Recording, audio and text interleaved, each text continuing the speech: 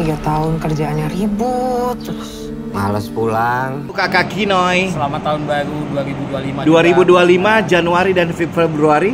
Yes. Ada karya sama-sama horor. Horor.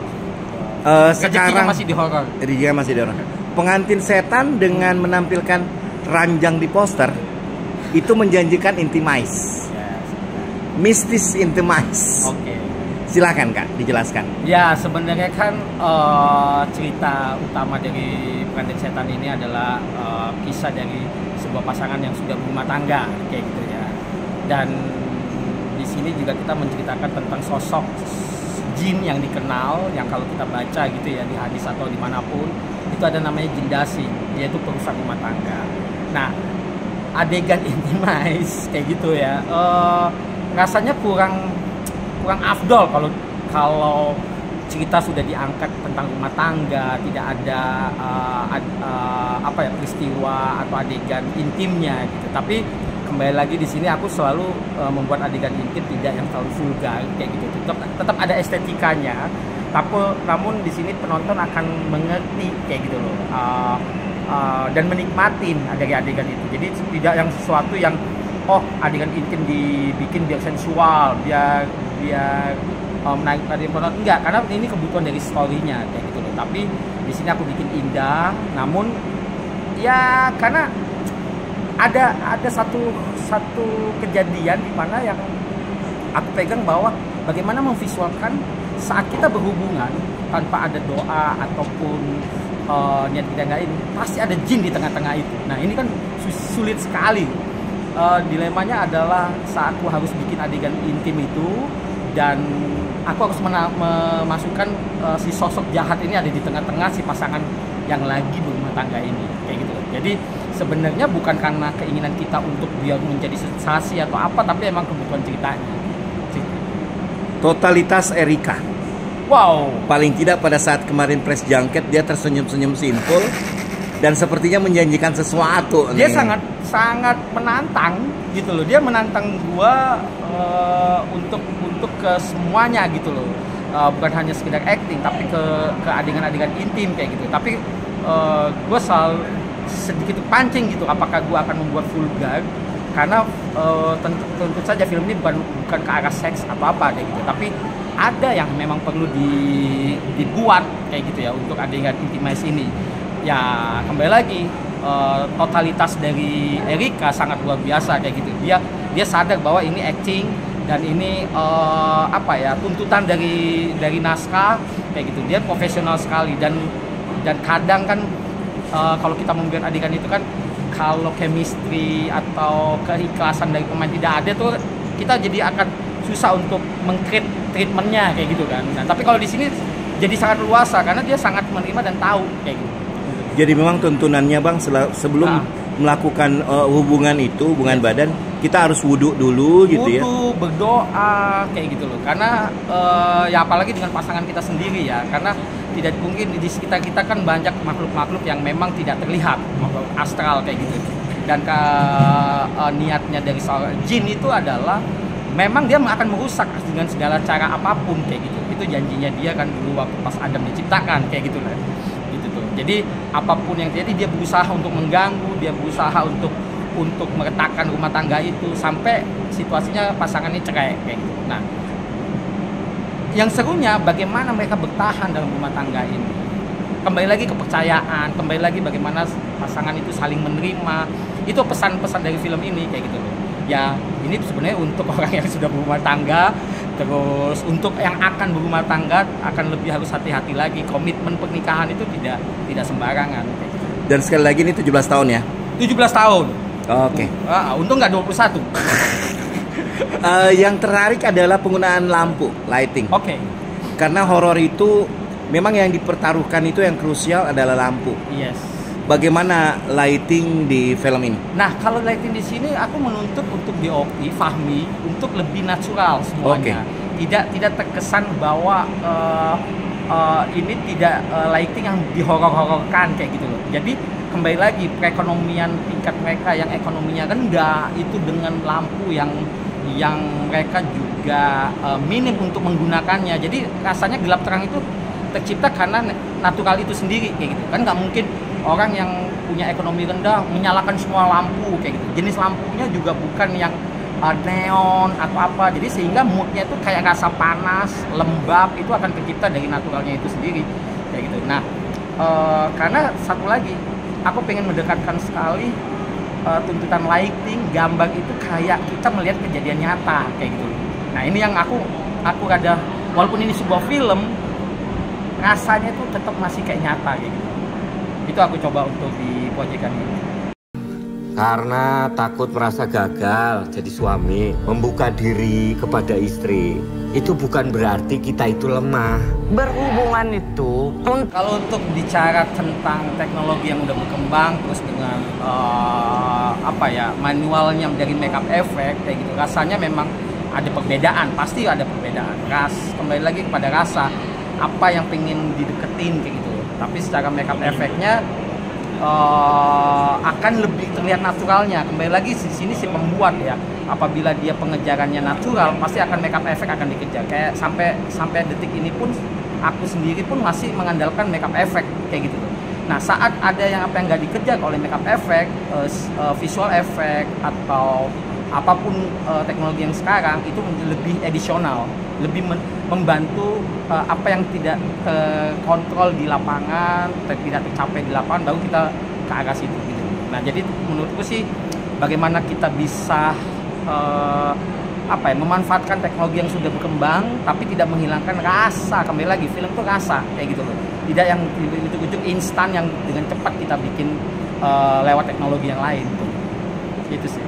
Creature horror berarti memunculkan jin ini dengan sosok yang betul-betul menakutkan gitu ya, Bang? Iya benar.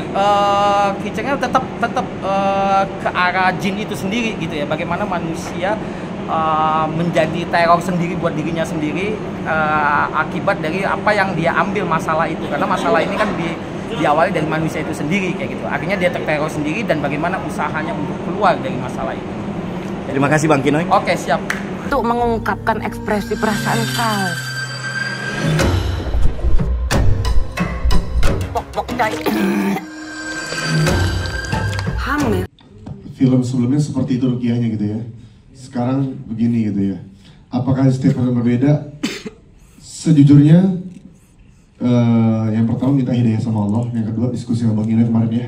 Kita diskusi bahwa di film kali ini kita nggak pengen seperti rukiah-rukiah biasanya. Justru kita mengutamakan bukan si manusianya yang bisa menjadi wasilah dan itu diutamakan, bukan itu, tapi sebab ayat suci Al-Quran dan diri orang tersebut. Dan dalam Al-Quran dikatakan apa? Tidaklah seorang bisa yang mampu mengurang dirinya melainkan dirinya sendiri. Jadi artinya semua itu tergantung diri kita. Nah, kemudian kenapa ada kalimat a'udzu bikalimatillahi tammati min syarri ma khalaq? Kenapa itu? Dan itu di highlight. Sampai Erika, masih hafal? Oke, lagi ya. Part itunya aja. Kelas yang lagi nak ya, sabar ya. Lupaan dia. Lupa. Ini ngomong rame nih, asyhadu yo. Tapi terutama dari kau, dia mampu menghafalkan doa itu. Masya Allah Erika. Jadi itu adalah sebuah doa yang ya kita pelajari di pondok, bahwa kita berlindung pada Allah Ta'ala dari seluruh gangguan makhluk yang Allah Subhanahu Wa Ta'ala. Jin adalah, mungkin dia kuat, sebagian di antara kita mengetahui jin kuat, tapi kita punya yang maha kuat, Al-Alimul Ghaibi wa Syahadah, yang mengetahui, yang menguasai, yang gaib dan yang terlihat, Allah Subhanahu Wa Ta'ala. Jadi kalimat doa itu adalah pesan untuk kita semua. Kalau kita mau ngapa-ngapain, pakai itu, insya Allah. Mudah-mudahan Allah hindarkan kita dari segala gangguan, insya Allah. Amin. Ini sudah 3 bulan. Sehat ini bayinya. Ya kan kita baru berhubungan beberapa hari yang lalu. Kamu udah hamil 3 bulan. Lalu ini, story ini sangat dekat dengan kehidupanku. Terima kasih Amrit, Bang Ginoy, Multivision, Bang Oji sudah mau ngajak aku. Kenapa? Aku mau film ini karena ini sangat dekat dengan kehidupan kita dan bisa jadi salah satu di antara kita di ruangan ini adalah pengantin setan. Iya. Kenapa bisa gitu Bang Alvin? Yang kita bahas tadi, hal sepele bisa jadi emosi yang besar. Hati-hati. ketika amarah, kata Rasulullah, ini gue dakwah dikit ya. Maaf ya, kebiasaannya kan Satu jam berapa? Kultum aja kultum. Ya berarti kita tahu nih muka-muka butuh ya sudah. Jadi tidak kuat gitu. Jadi gini, kata Rasulullah, la taghdab wa lakal jannah. Jangan marah, maka surga tempatmu. Taghdab. Taghdab ini apa? Ghadab ini apa? Marah ini adalah sifatnya syaitan. Syaitaniyah, sabu'iyah, sifatnya hewan-hewan liar. Makanya tolong jangan marah dalam rumah tangga, karena itu adalah pintu celah setan mengendalikan diri kita. Ada alasan kenapa Ustaz Alfi, Masya Allah. Gitu. Iya. Jadi kenapa gua ambil film ini selain Mbak Echa yang sudah mengalami, dan di lingkungan gua juga beberapa tahu ada orang yang mengalami hal yang sama. Ini harus disiarkan, ini harus dipublikasikan agar kita semua peduli dan waspada terhadap pernikahan kita. Yes. Karena rumah tangga ya, siapa yang gak dekat dengan keluarga dan rumah tangga gitu. Iya. Semua orang dekat dengan hal itu. Kalau Emir beda, dia bukan rumah tangga, ular tangga. Terima kasih Bang Alfi.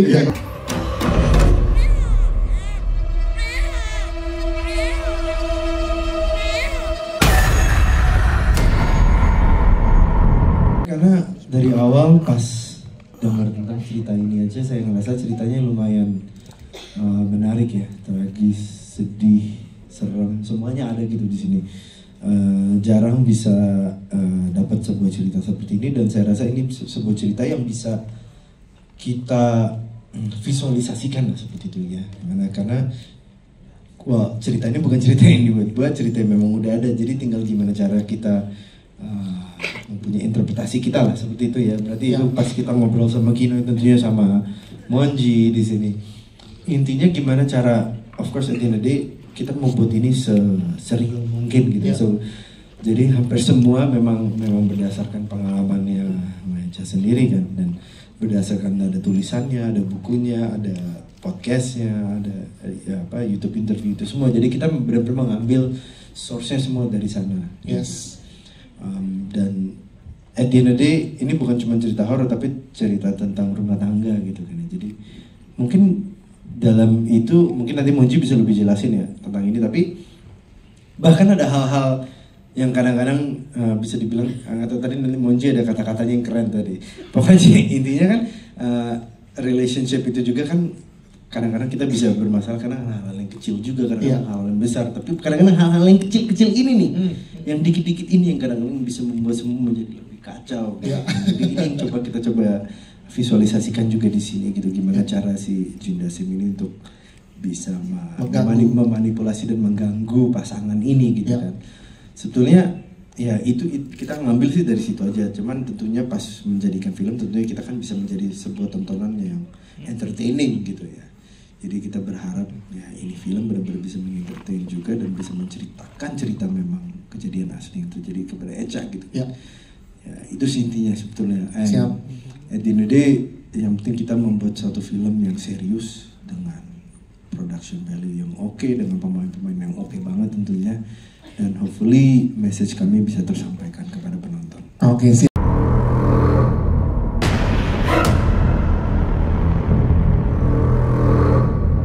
Jin Dasim paling suka mempengaruhi perempuan yang sudah berumah tangga. Kalau aku bisa cerita sedikit tentang proses syutingnya. Kalau Amrit aja tadi bisa bilang, ya saya bikin film ini kebetulan saya juga bukan muslim ya, tiba-tiba ada Pak Ustadz, saya juga bukan muslim kebetulan ya, tapi disuruh baca apa tuh? Auzubillahi tamma. Itu Iqra ya, apa sih? Auzubillahi tamma min syarri ma khalaq. Ya, ini udah ketahuan, ini Emir gurunya lagi ketawain muridnya nih sekarang gitu kan. Kebetulan selama proses Erika gimana Emir ngajarin lu? Nah, boleh dong. Jadi pokoknya ngajarin cuma sampai auzu aja lah. Auzu ya, terus apa Mir? Auzu. Gak selesai. Nah, iya sebenarnya banyak yang nggak pernahnya. Seperti yang tadi juga dikasih tahu kalau misalnya di sini aku sama Emir belum pernah menikah, dan aku juga memang belum punya anak, dan maksudnya untuk menggendong bayi aja tuh kayaknya belum pernah, nggak tahu yang benar yang mana gitu ya. Jadi banyak pengalaman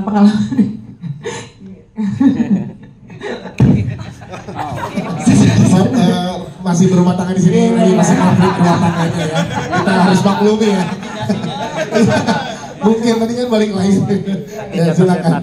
Cuman ya prosesnya memang yang kalau kalian dilihat di film kan sebenarnya kayaknya aduh gila berat banget. Tapi ya kalau aku boleh jujur di film ini film yang benar-benar aku syutingnya happy terus. Sama cast-nya happy, sama krunya happy, sutradaranya semuanya. Jadi emang aku pengen melihat hasilnya hari ini sih dari kerja keras kita yang terlalu happy ini. Rasanya berarti ya syutingnya ketagihan ya berarti ya. Iya. Ya pertama kali Erika bersama MVP kan. Nah, nextnya siap lagi ya kalau Pak Amrit ngabarin. Sebenarnya udah dikasih 3 judul ya. Wih, dibocorin nih. Ya dia langsung ngutip nih. Langsung kasih 3 judul. Ya siap terus ya Erika ya kalau MVP calling ya siap. Terima kasih Erik. Dia selalu memberikan bisikan-bisikan yang membuat sang perempuan menjadi emosional. Tujuannya adalah dokter nggak percaya.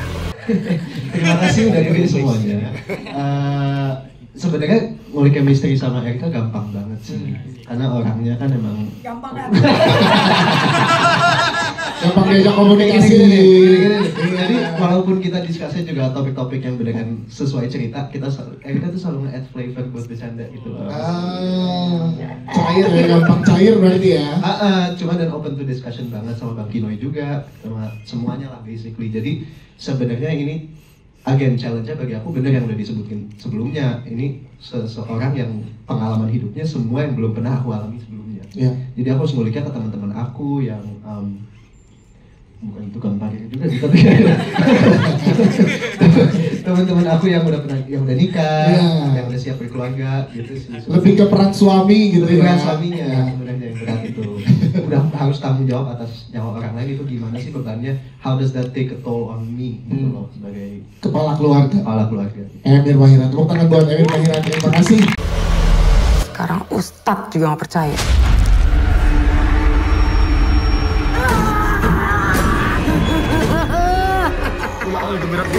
Assalamualaikum warahmatullahi wabarakatuh. Ya, ini sebelumnya terima kasih buat teman-teman semua sudah hadir.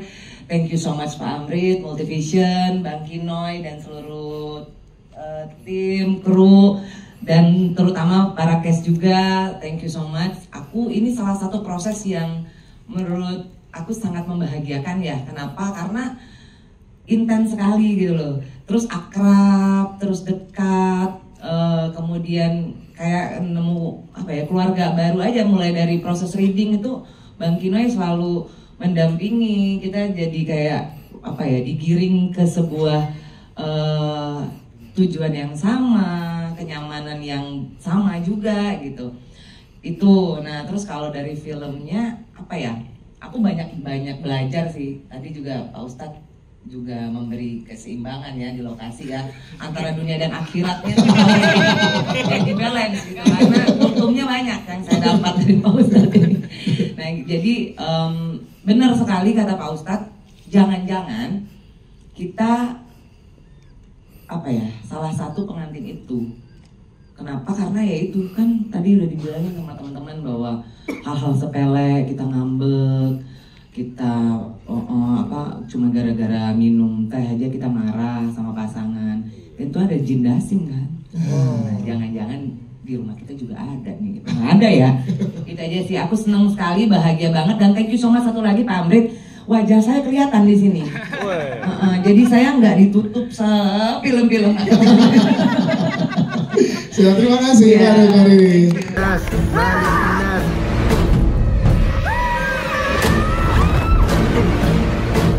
Saya masih bisa ngerasain ada janin yang bergerak. Teman-teman semua, waktu pertama kali kita mencoba mengulik cerita ini dari podcast, dari ceritanya Mbak Echa, kita tuh sebenarnya punya kesulitan di satu hal, bagaimana menceritakannya dengan baik.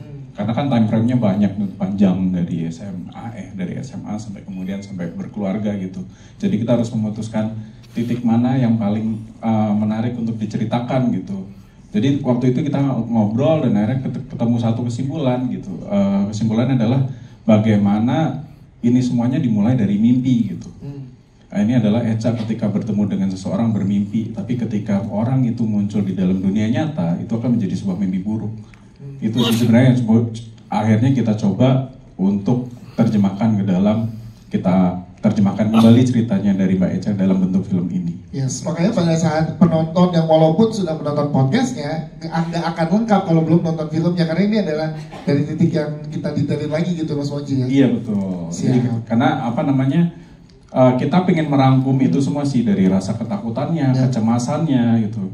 Karena apa namanya, kita tidak kita pengen stay true dengan apa yang dirasakan dengan Mbak Echa gitu. Jadi kayak kita harus menerjemahkannya dengan baik. Siap. Di perut saya